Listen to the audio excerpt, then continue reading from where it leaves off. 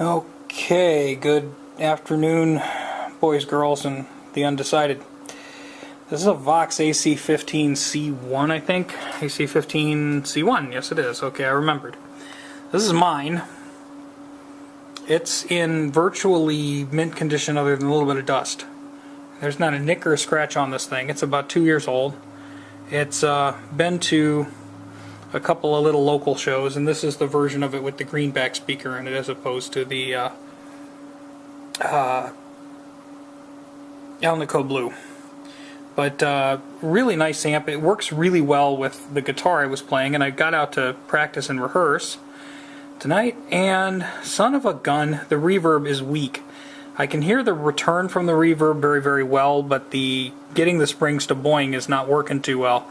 And this amp really had a good drive on the reverb. This was a great sounding reverb. So what in the world happened?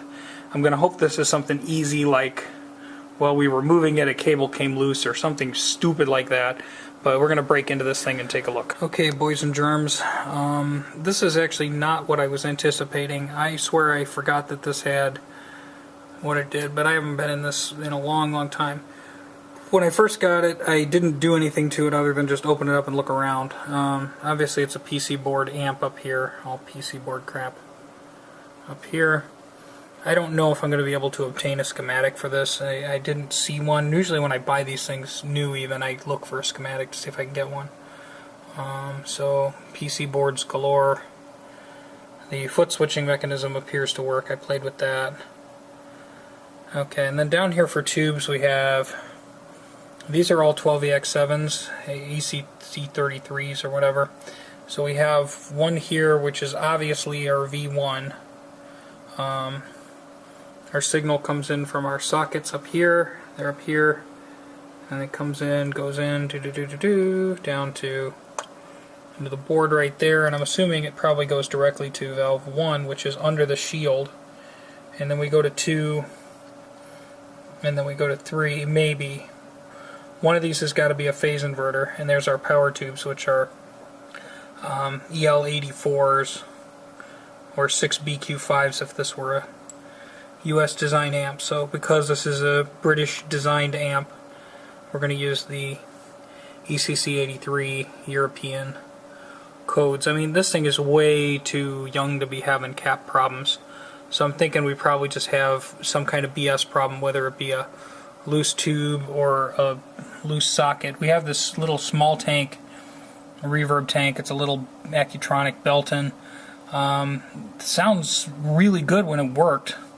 So we'll reseat that, follow its wires around, and I'll let you know what we find. Okay, so here's what I found so far. We have our 2 connectors down here that go to the reverb tank, and then that cable snakes around and actually comes up here. You can see back there, see those 2 little gold-plated things? Those are RCA jacks on the other side, and then those are the send and receive for the tank, and then the wire is that red, black, white one that plugs into the bottom of that preamp board there.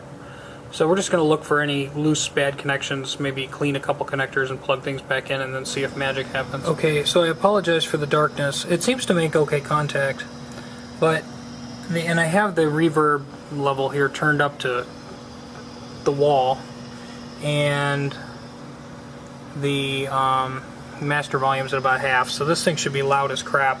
And if I tap on the reverb tank, nothing much happens, and if I reach underneath and flutter the springs, if I flutter the springs, there's a little bit. That should be a complete and total thunderstorm in there. I mean, that thing should be knocking me on my butt doing that with the reverb turned that high. So, and the next question I have, we're going to turn the reverb level down, is there really any gain at all coming out of this? This is the return. So is there any gain at all in the return? So let's turn this up 25% and touch the tip and see what happens.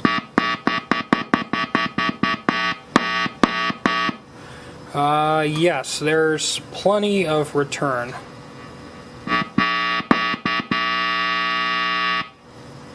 So the reverb tank's, you know, return signal should be about like that of a guitar. So, and if I turn that thing up all the way, if I dime that reverb, it screams.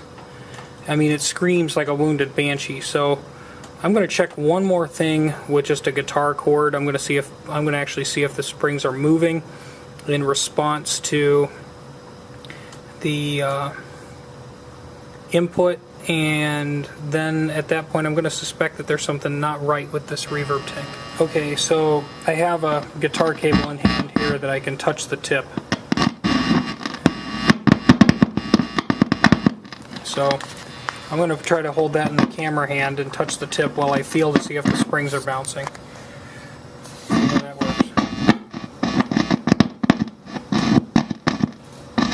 Well, the reverb level's down at 0, so let's drive them harder.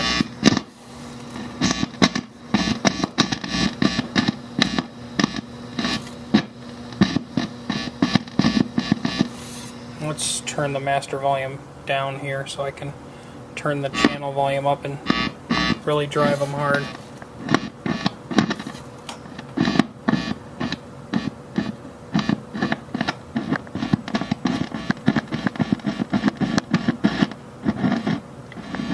It's kind of hard to tell.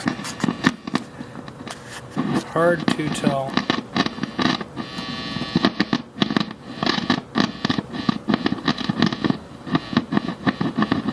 Probably have to put some other kind of signal into the tank to be sure, but nah, let's unbolt the tank and take a look. Either that or we can undo the output here from the tank.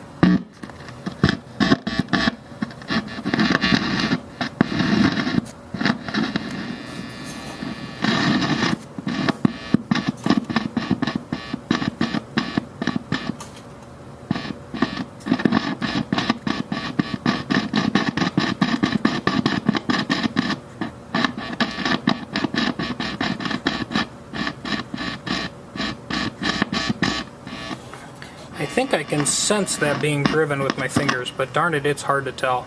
And we'll take the tank out and then we'll look at it. Okay, now I'm trying to figure this one out. I just pulled the pan out and flipped it upside down. I've got the master volume at like 20% and the gain on the amp at like 50%, so that should be plenty loud when I touch the tip. But with the reverb only at half now,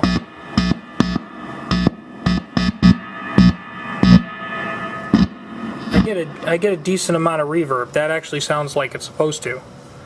If I touch these, you know, that seems to work now. And it didn't do that. That's medium reverb, and let's take the reverb all the way to maximum recovery.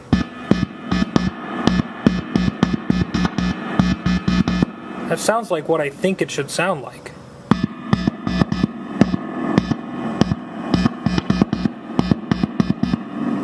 I have no idea if that's coming through on camera, so I guess next I'll just try to plug the guitar into it and see what happens and then be baffled. All I really did was take this out, reseat the wires, and just make sure everything around here was not touching or shorting out anywhere. I mean, there's a ton of sensitivity in this thing.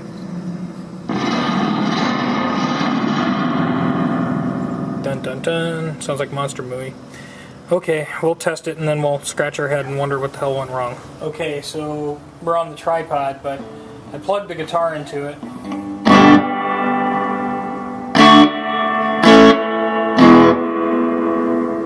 Probably too much gain. I'm probably scaring the camera, but there's plenty of reverb in that thing.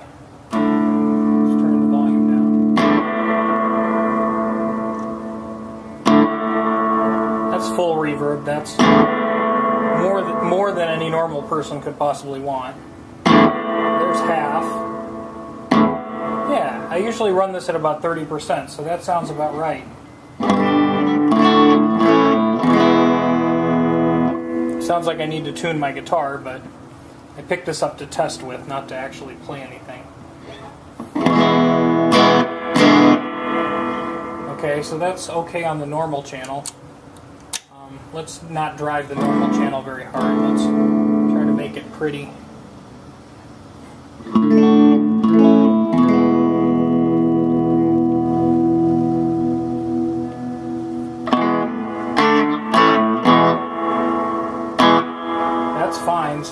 it on the top boost channel, which is the gain channel. Yeah.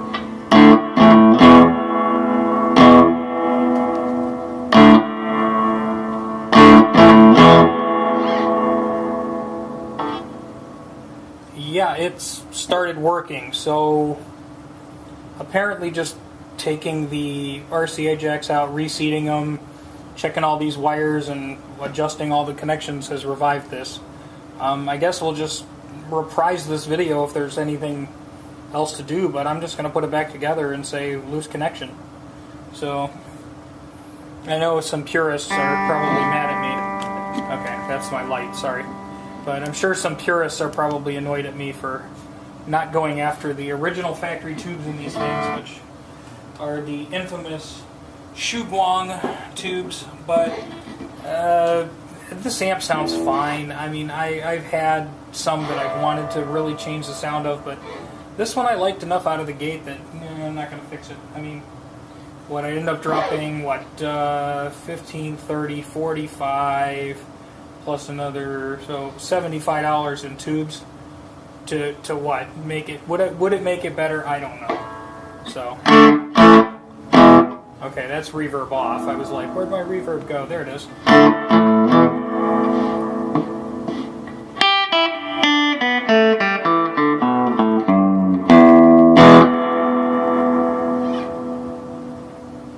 I don't know. Mystery solved, maybe?